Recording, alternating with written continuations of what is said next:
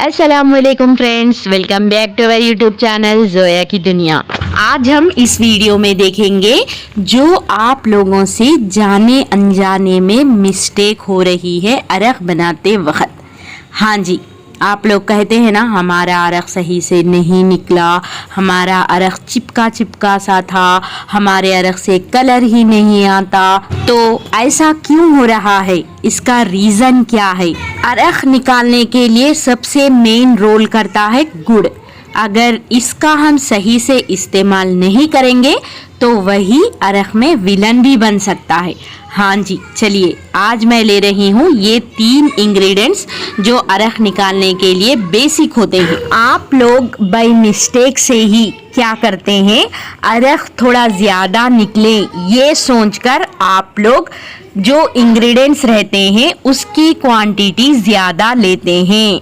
हाँ जी, आप T powder ज़्यादा ले लें चलेगा, शुगर ज़्यादा ले लीजिए चलेगा, बट जो मेन है गुड़, अगर आप ये गुड़ ज़्यादा लेंगे तो क्या होगा, अरख निकलेगा या नहीं, बिगड़ जाएगा। सब कुछ आज डिटेल में मैं आप लोगों से शेयर कर रही हूँ।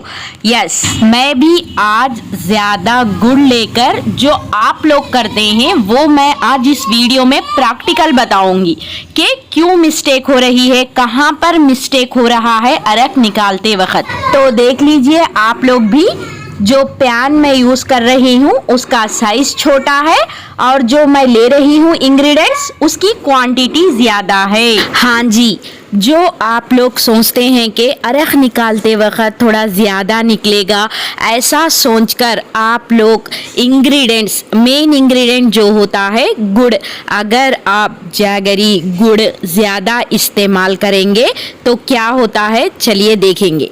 तो सेम प्रोसेस है, ऊपर रखने के लिए मैं ये ओल्ड वाली कढ़ाई यूज़ कर रही हूँ। आपके पास पैन जो भी रहेगा यूज़ कर सकते हैं। कढ़ाई रखने से पहले देख लीजिएगा कि मिडिल वाले छोटे से स्टील बॉल को टच ना हो, जो मेन पैन है उसको ही टच होना चाहिए। उसके अंदर मैं फिल कर दूंगी पानी से।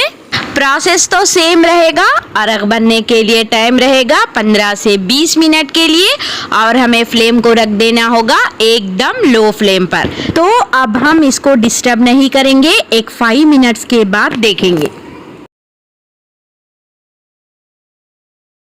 हाँ दोस्तों, एक 5 मिनट्स के बाद मैं आ गई हूँ यहाँ पर। यस, देखें अरख निकल रहा। तो अब हम इसको डिस्टर्ब नहीं करेंगे, फिर से मैं कढ़ाई रख दूंगी, देखेंगे हम 10 मिनट के बाद।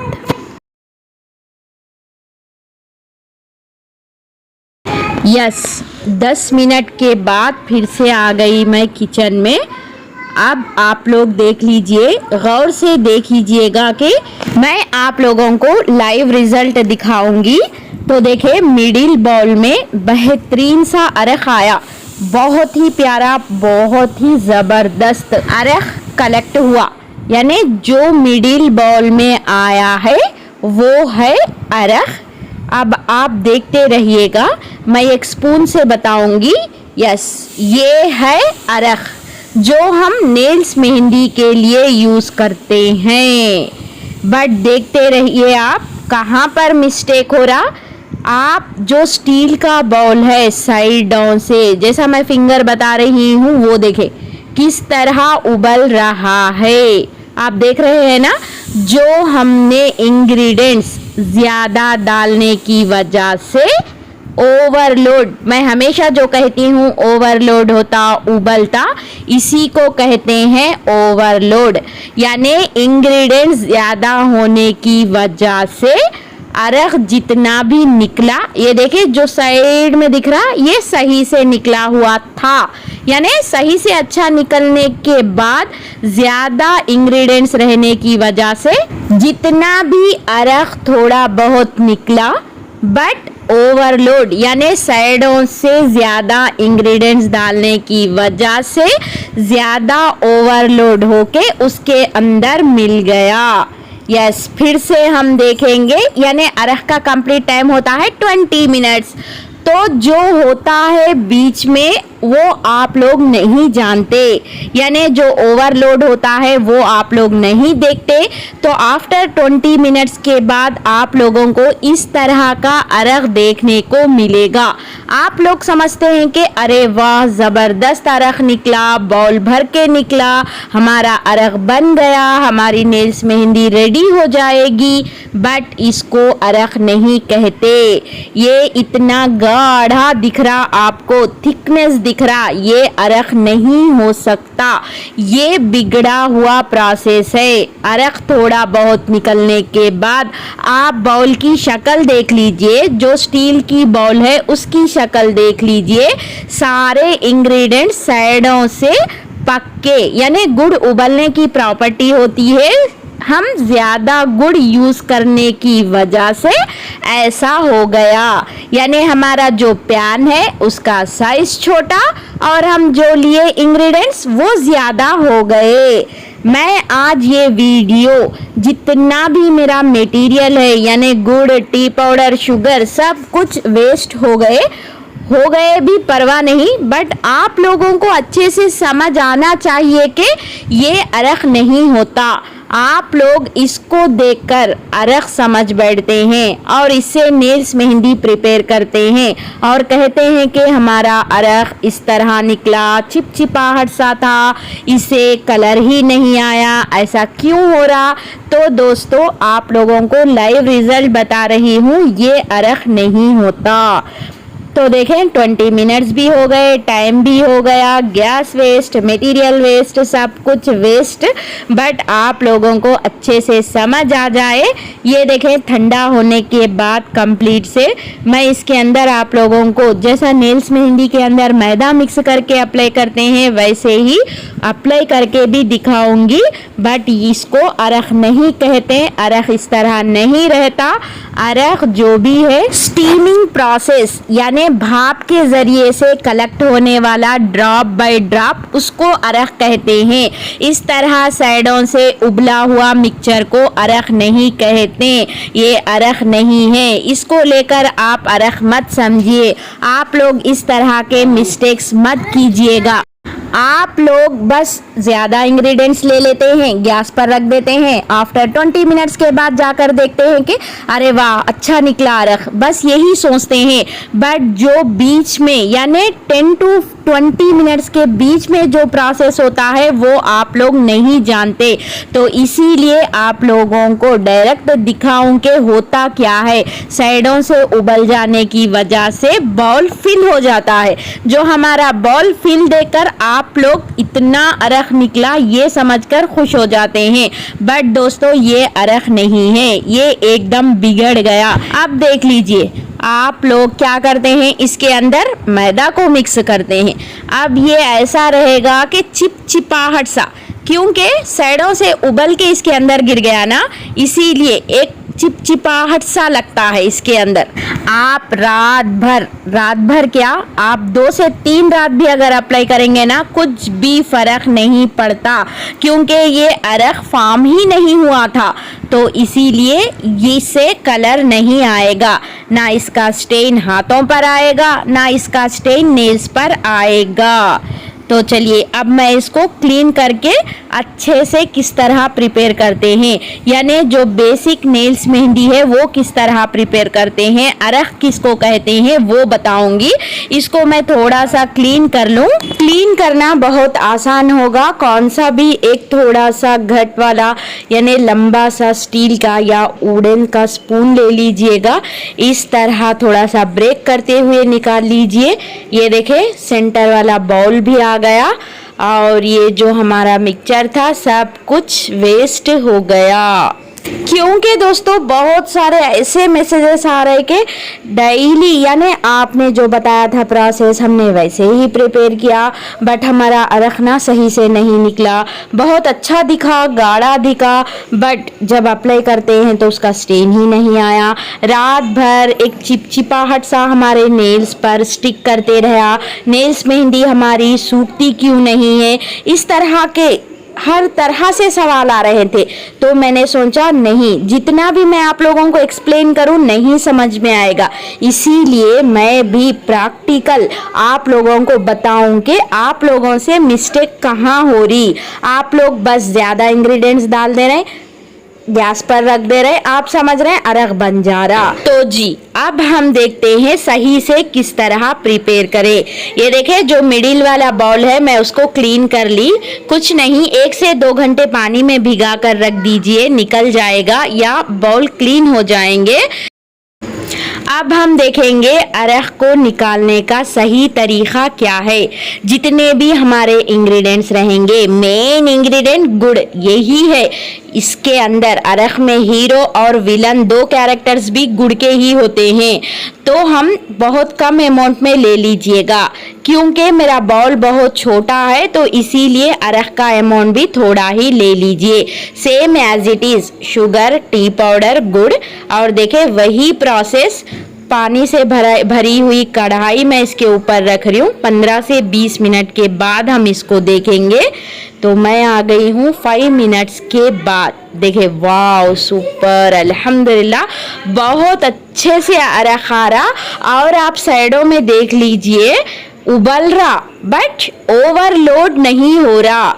जितना उसका सर्किल है, जितना वो पकना है उतने ही अमाउंट में पक रहा और ओवरलोड होके नहीं आ रहा, उसके अंदर अंदर ही पक रहा। क्योंकि हम ज़्यादा गुड़ नहीं डाले थे, बस जितना बाउल था उसके अंदर एक लेयर सा डाल दिए थे, इसीलिए वो ओवरलोड होने के चांसेस नहीं है। बीच बीच में इस तरह चेक नहीं करना चाहिए, बट आप लोगों को अच्छे से समझ आ जाए। लाइव रिजल्ट दिखा दूं कि किस तरह अरग प्रिपेयर होता है। ये देखिए 15 मिनट के बाद माशाल्लाह से इतना अच्छा पक रहा। और आप जो सेंटर में स्टील वाला छोटा सा बाउल है अरग आ रहा, वो बाउल को देख लीजिए कितना नीट है, यानी साइडों से ओवरलोड नहीं हो रहा। गुड़ जैसा पकना है वैसा पक रहा। स्टीमिंग प्रोसेस से स्टेप बाय स्टेप, यानी एक एक ड्रॉप वाइज अरग कलेक्ट होके मिडिल वाले बाउल में गिर रहा। ये देखिए बेहतरीन सा अरग आया हुआ है, एकदम सुपर सा डार्क कलर में आया हुआ है। इसको कहते हैं अरग। अब देखें फाइनल में इस तरह चेक करें, ये देखें और थोड़ा सा स्पॉन्ज के जैसा लग रहा, यानी एक 20 मिनट्स के बाद, हाँ एग्जैक्ट 20 मिनट्स के बाद साइडों के जितना भी मिक्सचर रहेगा कंप्लीट से कुक हो जाएगा। फ्लेम को ऑफ कर देंगे, देखते हैं ठंडा होने के बाद। यस मैं लेकर आई हूँ कंप्लीट से ठंडा होने के बाद। ये देखें कितना अच्छा सा हमारा अरग आया हुआ है सेंटर बाउल में। और देखें जो स्टील वाला हमारा सेंटर का बाउल है वो कितना नीट है किनारों से साइडों से, क्योंकि ओवरलोड नहीं हुआ था। आप बैक जाके देख सकते हैं कि ओवरलोड होके किस तरह पूरा बाउल ही खराब हो गया था और अरग भी बेकार हो गया था। तो ये है परफेक्ट अरग और उसकी कंसिस्टेंसी। तो हमेशा याद रखें अरग गाढ़ा नहीं होता, अरग एकदम पानी की तरह पतला, यानी बहुत ही लाइट वेट रहता है इसकी कंसिस्टेंसी। तो आप हमेशा अगर आप बाई करते हैं या घर पर भी प्रिपेयर करते हैं तो अरग की पहचान है कि बहुत पानी की तरह लाइट वेट, बहुत पतला रहता है, इसकी कंसिस्टेंसी गाढ़ी नहीं होती। आप लोग भी जैसा मैं बताई हूँ वैसा ही प्रिपेयर कर लीजिए और अपने नेल्स पर अप्लाई करके उसका स्टेन किस तरह आया जब आप लोग आके कमेंट बॉक्स में मुझे बताना मत भूलिएगा। हाँ दोस्तों, जैसा आप लोग सोचते हैं कि थोड़ा ज़्यादा अरग निकल जाएगा, चलो कुछ नहीं होगा, हम गुड़ ज़्यादा डाल देते हैं, ये सोच को आप अपने दिमाग से निकाल दीजिएगा। क्योंकि गुड़ अगर थोड़ा भी ज़्यादा होगा तो क्या होगा हाल आप लोग देख चुके हैं। अगर आप लोगों को वीडियो सही से नहीं समझ आया तो फिर से एक बार रिपीट कर लीजिए। बट जो कोई भी घर पर अरग निकालते हैं उनको ये वीडियो देखना मस्ट एंड शुड होगा। होगा, क्योंकि हम इतनी मेहनत से बनाते हैं, सब कुछ बेकार हो जाता है तो बहुत डिसअपॉइंट होते हैं और इतनी बेजारगी आ जाती है कि हम इतनी मेहनत के बाद भी कुछ बना ही नहीं, क्योंकि नेल्स मेहंदी हर एक की ख्वाहिश होती है। तो इसीलिए मैं जैसा बताती हूँ वैसा आप लोग भी ज़रूर प्रिपेयर कीजिएगा। मैं ये नहीं कह रही हूँ कि ज़्यादा इंग्रेडिएंट्स मत लीजिए, मैं ये कह रही हूँ कि जितना आपका बाउल्स का साइज है उस पर आपके इंग्रेडिएंट्स लेने का मेजर डिपेंड करता है। यानी आपका बाउल छोटा है तो मेजरमेंट्स यानी इंग्रेडिएंट्स के मेजरमेंट भी थोड़े थोड़े ले लीजिए। अगर आप बड़ा सा बाउल यूज करते हैं, बड़ा सा टीन का डिब्बा इस्तेमाल करते हैं, तब आप इंग्रेडिएंट्स को भी ज्यादा अमाउंट में ले लीजिए। बट आप ये मिस्टेक मत कीजिएगा कि छोटा सा बाउल उसके अंदर ज्यादा इंग्रेडिएंट्स, तो आप देख चुके हैं कि क्या नुकसान हो रहा है। तो अरख निकालने के बाद बाउल्स को क्लीन करना भी बहुत आसान है। अगर आपको नीट से क्लीन होना समझे तो आप पानी में डिप करके एक रात भर के लिए रख दीजिएगा, बाउल्स क्लीन हो जाएंगे। अगर आप चाहें तो थोड़ी देर सनलाइट में भी रख सकते हैं। देखें, वाव माशाल्लाह, ये है फर्स्ट स्टेन। मैं इसलिए फर्स्ट स्टेन कह रही हूँ क्योंकि आप लोग थोड़ा सा बैक जाइएगा। मैं बिफोर अप्लाई किस तरह मेरे नेल्स थे, नीचे पूरे किनारों में नेल्स के वाइट कलर आए हुए थे, बट एक ही बार फर्स्ट अटेम्प्ट पर ही किस तरह मेरे नेल्स चेंज हो गए हैं। अगर आप लोग भी जोया नेल्स हेना कोन्स को बाय करना चाहते हो तो मुझसे कांटेक्ट हो सकते हो इंस्टाग्राम पर। मेरे इंस्टाग्राम एंड फेसबुक दोनों की आईडी भी आप लोगों को डिस्क्रिप्शन बॉक्स में मिल जाएगी। आप लोग चाहे अरक भी बाय कर सकते हैं, चाहे नेल्स मेहंदी, हैंड्स मेहंदी, हर तरह के हेना प्रोडक्ट्स अवेलेबल है। तो देर किस बात की है, आ जाइएगा इंस्टाग्राम पर, मुझे डीएम कर दीजिएगा। आप लोगों के दिए हुए एड्रेस तक with in 5 to 6 working days में पहुंच जाएगा। तो दोस्तों, उम्मीद करती हूँ ये वीडियो आप लोगों को हेल्प हो जाएगी। वीडियो इतना लंबा है, देखकर आप स्किप मत हो जाइए प्लीज़ दोस्तों। हर एक को, जो कोई भी नेगेटिव नहीं कहूँगी, सही से समझ आए या नहीं अरक बनाने का प्रोसेस, उन लोग तो ज़रूर देख लीजिए, क्योंकि अरक किस तरह बनता है इसके अंदर आप लोगों को अच्छे से समझ आ जाएगा। अगर आप लोगों को नेल्स पर और भी ज़्यादा स्टेन आना, यानी हमारे नेल्स डार्क कलर में दिखना, अगर ऐसा समझ रहे तो आप और 1 से 2 बार लगा दीजिए। यानी जितने बार लगाते जाएंगे नेल्स का कलर उतना ही डार्क आएगा। तो दोस्तों, वीडियो अच्छी दिखी तो लाइक कीजिए, शेयर कीजिए। चैनल को अभी तक सब्सक्राइब नहीं किया तो देर किस बात की, सब्सक्राइब करना मत भूले। तो फिर मिलूंगी एक नए वीडियो के साथ। मुझे अपनी दुआओं में ज़रूर याद रखिएगा। अल्लाह हाफिज़।